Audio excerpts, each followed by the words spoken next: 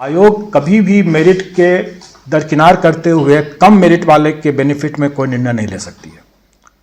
इसलिए हम तो अगर देना है ये ऑप्शंस, तो हम अधिक मेरिट वाले का हम कोई भी डिग्री ऑफ फ्रीडम को कम नहीं करेंगे, उनके किसी भी ऑप्शंस में हम कटौती नहीं करेंगे और हम मल्टीपल रिजल्ट्स देंगे ही, और ये हमारी मजबूरी है, हमको देना ही है। इस तरीके से फर्स्ट फेज की बहाली को देखते हुए 3.0 को देखते हुए सप्लीमेंट्री रिजल्ट की मांग हो रही थी।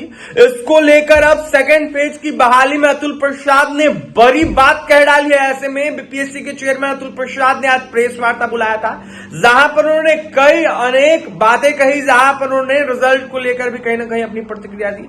जिसके बाद सप्लीमेंट्री रिजल्ट को लेकर अतुल प्रसाद ने यह साफ कहा कि कोई प्रावधान ही नहीं होता है बिहार सरकार की नौकरी में सप्लीमेंट्री रिजल्ट का। तो वहीं अतुल प्रसाद क्या कुछ कह रहे हैं सप्लीमेंट्री रिजल्ट को लेकर, वो सुने आप।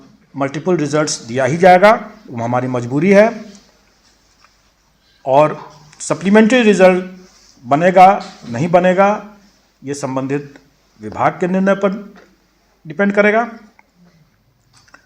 और हम लोग 90 रिजल्ट्स जो बनाना है हमें, ये हम अपनी सारी प्रक्रिया का पालन करके ही बनाएंगे।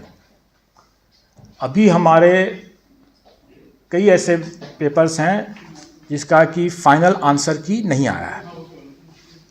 आप जानते होंगे कि हमारा आयोग काफ़ी ट्रांसपेरेंट है और इसने अपनी एसओपी बना रखा है आंसर की के बारे में कि हम फर्स्ट प्रोविजनल निकालते हैं, सेकंड प्रोविजनल निकालते हैं, और दोनों स्तर पर हम ऑब्जेक्शन इनवाइट करने के बाद उसकी प्रोसेसिंग करते जाते हैं, और उस प्रोसेसिंग के बाद जब फाइनल आंसर की तैयार हो जाता है उसके बाद ही हम रिजल्ट निकालते हैं।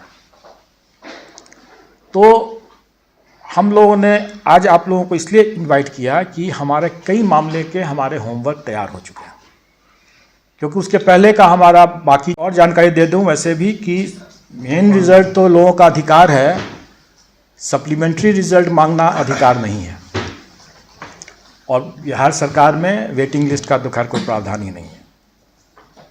वैसे वेटिंग लिस्ट और सप्लीमेंट्री रिजल्ट में एक बहुत बड़ा अंतर है, लोगों को ये बात तो भूल जाते हैं। जब तक जॉब ऑफर नहीं दिया गया तब तक हमारे पास ही अधिकार है कि हम उसको परिवर्तित कर सकें, हम देख सकें कि डॉक्यूमेंट वेरिफिकेशन में जो छट गए हैं तो हम उसको हटा करके हम नया जॉब ऑफर लिस्ट, नया लिस्ट बना सकते हैं, और वो सप्लीमेंट्री रिजल्ट हुआ। एक बार जब जॉब ऑफर जब किसी को दे दिया गया तब वो चाहे ज्वाइन करे या न करे, वो पोस्ट कंज्यूम हो गया, एग्जॉस्ट हो गया, क्योंकि अब वो कैंडिडेट के ऊपर डिपेंड करता है कि वो ज्वाइन करेगा कि नहीं करेगा। वो अब आपके हाथ में नहीं रहा, वो कैंडिडेट के हाथ में चला गया। और इसी में जो वेटिंग लिस्ट बनता है वो वेटिंग लिस्ट का सरकार में प्रावधान नहीं है।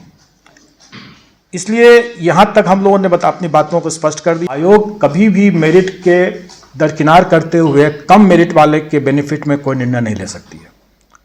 इसलिए हम तो अगर देना है ये ऑप्शंस, तो हम अधिक मेरिट वाले का हम कोई भी डिग्री ऑफ फ्रीडम को कम नहीं करेंगे, उनके किसी भी ऑप्शंस में हम कटौती नहीं करेंगे, और हम मल्टीपल रिजल्ट्स देंगे ही, और ये हमारी मजबूरी है, हमको देना ही है।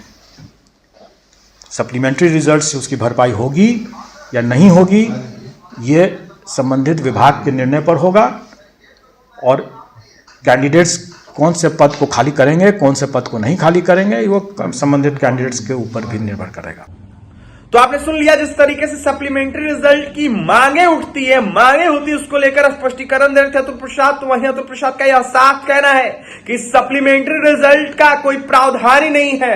ऐसे में विभाग तय करेगा सप्लीमेंट्री रिजल्ट देना है कि नहीं, क्योंकि देखा जाए तो जिस पद पर अभ्यर्थी चयनित हो जाते हैं, पास हो जाते हैं, और वो किसी कारण बस ज्वाइन नहीं करते हैं, तो उस पर कहीं ना कहीं विभाग कुछ नहीं कर सकता है। उस पद को कहीं ना कहीं रिक्त कर लिया जाता है, और इसको देखते हुए उस पद पर सप्लीमेंट्री रिजल्ट हम नहीं दे सकते हैं।